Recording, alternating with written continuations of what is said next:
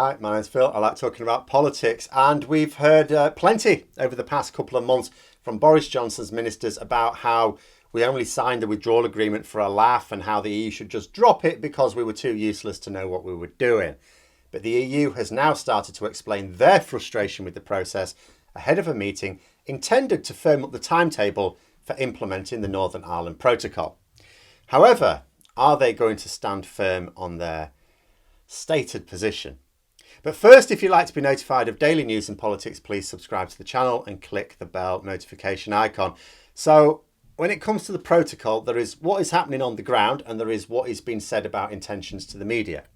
On the ground, the reports from businesses in Northern Ireland are that the UK government are working genuinely hard to implement the protocol. They've seen a lot of real engagement, in stark contrast to the rhetoric coming out of London.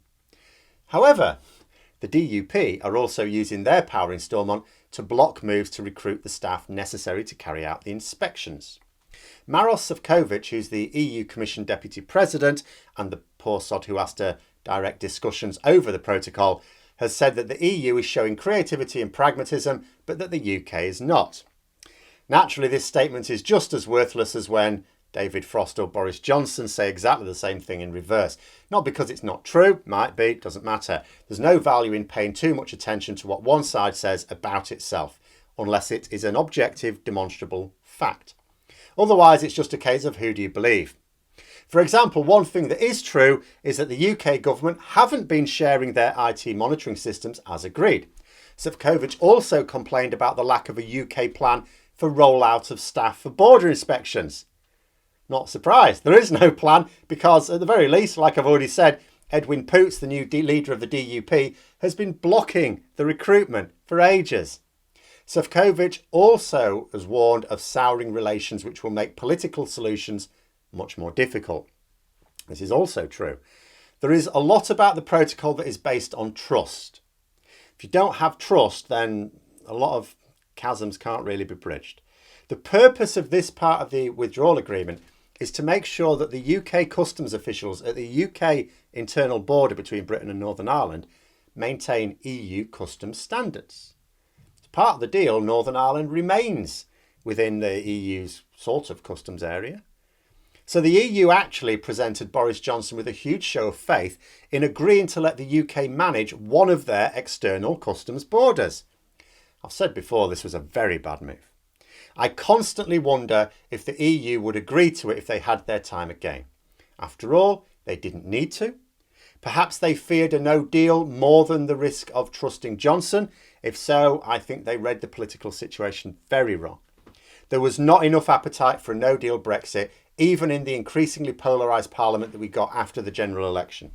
But it was agreed when Parliament was most definitely dead against it. But it's done now. The EU have to cope with the fact that Johnson is desperate to get out of his international legal obligations. They trusted the wrong person. Though, as I said recently, the fact that the EU aren't using the trade and cooperation agreement to take immediate punitive action suggests that for all Johnson's rhetoric, for all Sefcovic's protestations of frustration, the EU must be reasonably satisfied that we're making progress. Not necessarily good progress. You know, like getting a moody teenager to do some chores where you're constantly having to chivvy them along. It's annoying, but, you know, if you feel the job's going to get done, you just get on with it. But at the moment, all we have is a lot of talk. We have the UK government threatening to suspend the protocol. We have the EU threatening to impose economic sanctions if we do. What we don't know is which side is serious, if indeed either are. Because as pro-EU as I am, I do find myself sometimes getting frustrated myself about the way the EU does things in a way that comes across as weak against certain operators. You know, we've seen it in their dealing with Putin's Russia, their own Poland and especially Hungary, and now a rogue UK. Like, the way they do things works with another party that engages and wants to engage, even if they want to stand firm on some of their own red lines. But when you're dealing with someone who will never show anything other than bad faith, it just doesn't work. You know, talking, of course, should always be the first step, but you need a plan B when it's clear that the other side is not engaging. Against such an attitude, you have to be firm. When the EU Parliament ratified the Trade and Cooperation Agreement, Commission President von der Leyen said that she now had the tools to impose measures against the UK if it didn't comply with its obligations. She said she'd be willing to use them. What the EU are facing is a Johnson government that will raise hell to get some win. You know, like the kid who screams the place down in the supermarket just for a chocolate bar.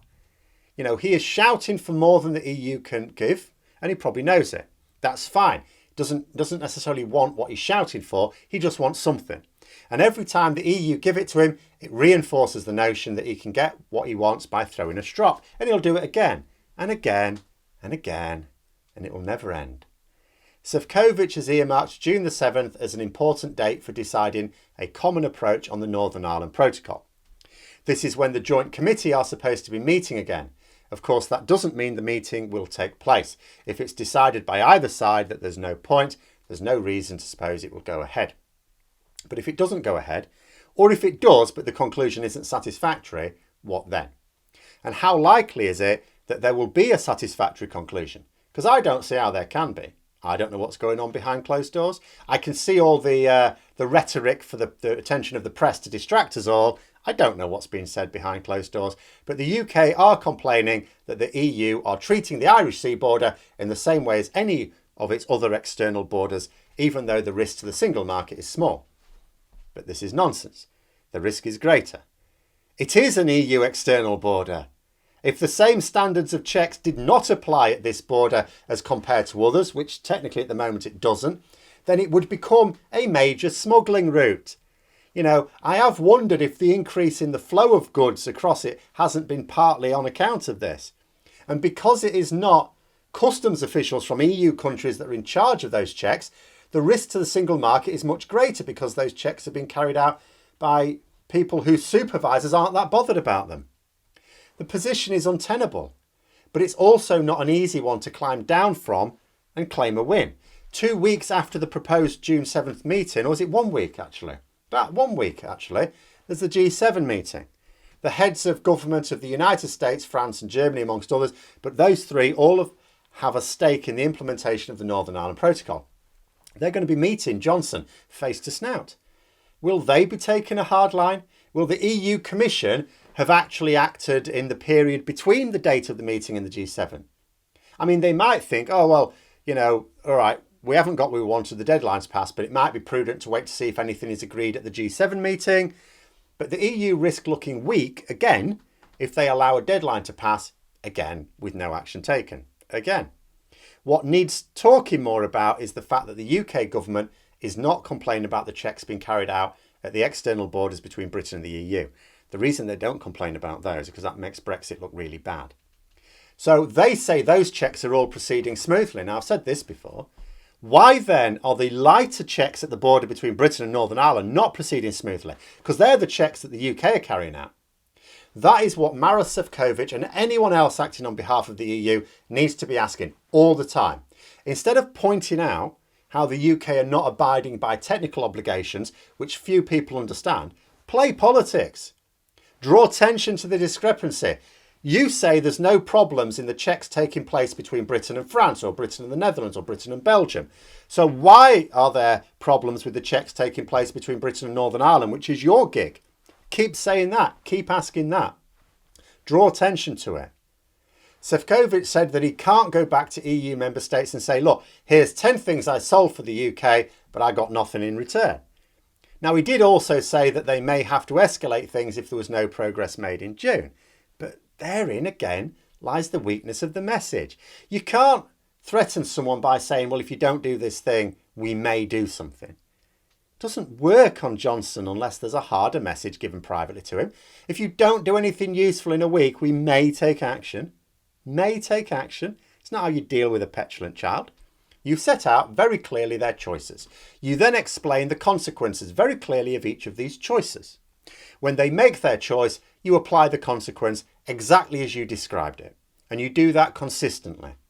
That's how to deal with someone acting in bad faith. There is no other way.